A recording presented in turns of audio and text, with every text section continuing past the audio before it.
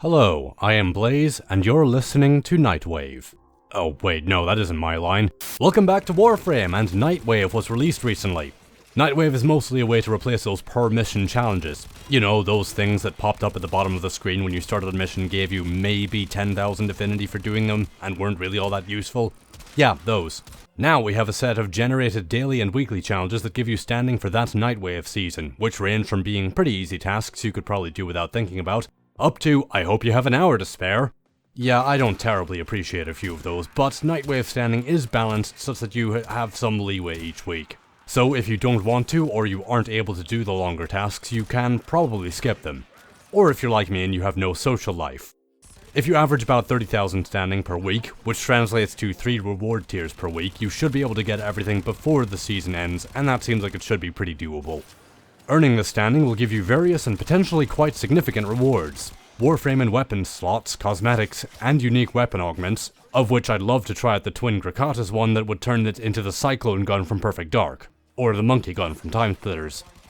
Of the crazier things on offer, there are also now Umbral Forma, which, fitting its name, can be used to add an Umbral polarity to a weapon or Warframe.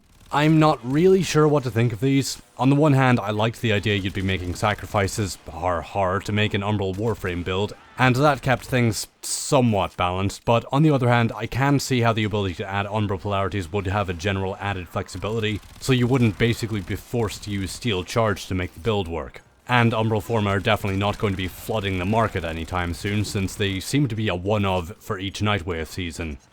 Among these posted rewards are another currency, for which the Wolf of Saturn 6 are Wolf Creds, which you can then spend on even more stuff. Most of which used to be alert rewards and have been moved to an actual rewards shop, which I think is a far better system.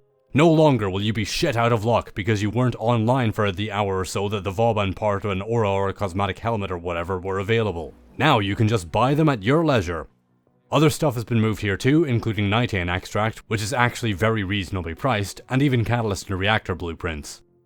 As for things specific to the season of the Wolf of Saturn 6, there are 2 things to keep in mind, both of which are enemy spawns within missions. On most missions, there is a moderate chance that 3 capture targets will spawn in, titled Saturn 6 Fugitives, or what members of the Warframe community have taken to calling the 3 Stooges, totally depriving the Groostrag 3 of that title.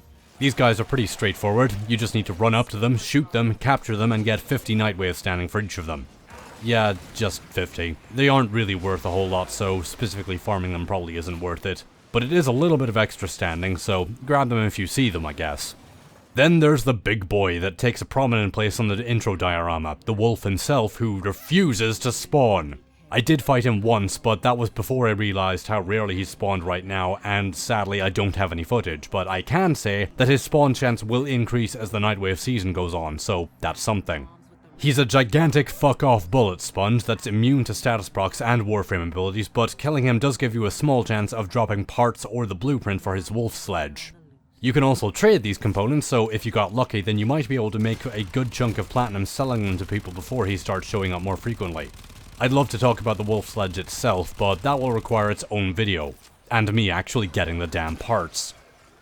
So my general thoughts on Nightwave. It has a lot of value for people dead set on going free to play, since the rewards include Warframe and weapon slots, which in itself is actually pretty stunning. And it does completely replace the old mission challenges with new tasks with much better effects than giving you a handful of Eximus units worth of affinity. On those points alone, it's a great addition. Some of its tasks venture into tedium, sadly, but the rewards on offer are all pretty substantial enough that I can't really be too upset. There's also something in the reward track for everyone, as far as I can tell. Also, Nora Knight actually kind of swears. She calls us badass. So Warframe has finally grown into its M-rated clothes.